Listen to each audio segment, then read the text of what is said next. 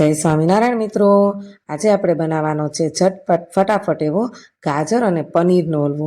હા મિત્રો, બધા ગાજર અને માવાનો હલવો બનાવે છે, ગાજર અને દૂધ નાખી હલવો બનાવે છે, પણ ગાજર અને પનીરનો હલવો એકદમ સ્વાદમાં અલગ જ બને છે અને ખાવાની પણ ખૂબ જ મજા આવે છે।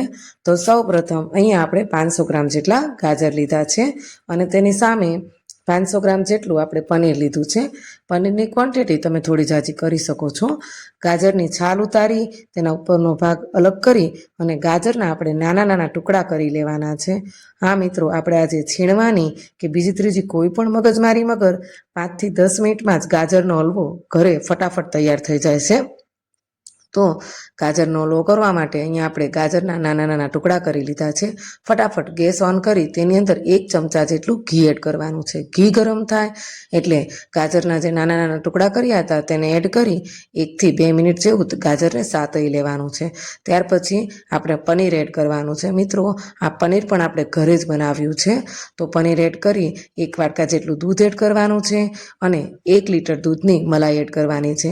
પનીર એડ કર્યું છે એટલે તમે મલાઈ સ્કીપ પણ કરી શકો છો, પણ અત્યારે આપણે 1 લીટર દૂધની ઉપર જે મલાઈ વળે છે તે એડ કરી છે। સ્વાદ પ્રમાણે ખાંડ એડ કરી છે, 2 એલચીનો પાવડર એડ કર્યો છે। કુકર બંધ કરી અને 2 થી 3 સીટી થાય ત્યાં સુધી આપણે ગાજરને બફાવા દેવાનું છે, એટલે કે તરત જ આપણો હલવો તૈયાર થઈ જશે।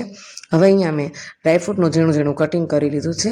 આ બાજુ આપણે ગેસ ઉપર જે કુકર ચડાવ્યું હતું તેમાં 2 થી 3 સીટી થઈ ગઈ છે અને આપણા ગાજર સરસ એવા બફાઈ ગયા છે। હવે એક ભાજી મેશરની મદદથી બધી વસ્તુને સરસ રીતે મેશ કરી લેવાના છે, જેથી કરીને ગાજર એકદમ રાળા થઈ જશે।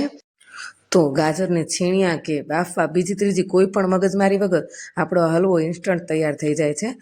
તો હવે આપણે ફરીથી ગેસની ફ્લેમ ઓન કરી અને 1 થી 2 મિનિટ સુધી હલવાને થોડી વારથી મીડિયમ ફ્લેમ ઉપર આવી રીતે ચલાવતો રહેવાનો છે। ફરીથી 1 ચમચી જેટલું ઘી એડ કરશું અને તૈયાર કરેલા આપણે જે ડ્રાયફ્રૂટનું કટિંગ કર્યું છે તે ડ્રાયફ્રૂટ એડ કરવાનું છે અને બધી વસ્તુને સરસ રીતે મિક્સ કરી લઈશું। અને બધી વસ્તુ મિક્સ કર્યા પછી આપણે ગેસની ફ્લેમ બંધ કરી દઈશું, હલવાને નીચે ઉતારી લઈશું। જો તમારે ગાજરનો હલવો ઠંડો ખાવો હોય તો તમે આને ફ્રીઝમાં મૂકી દેજો ઠરી જાય પછી, અને પછી આની મજા લેજો। અને ગરમા ગરમ પણ તમે ગાજરનો હલવો ખાઓ તો તમને ખૂબ જ સ્વાદમાં સારો એવો લાગે છે। તો છે ને એકદમ ઝટપટ ફટાફટ બની જાય તેવી ગાજરના હલવાની રેસીપી। તો મિત્રો, જો તમને ગાજરના હલવાની મારી આ રેસીપી ગમી હોય તો આપણી યુટ્યુબ ચેનલ શ્રી હેલ્ધી ફૂડને લાઇક, શેર અને સબસ્ક્રાઈબ કરજો અને કોમેન્ટ કરજો કે તમને કુકરમાં ગાજરના હલવાની આ રેસીપી કેવી લાગી। તો ફરી મળીએ આવા ને આવા વિડીયો અને રેસીપી સાથે।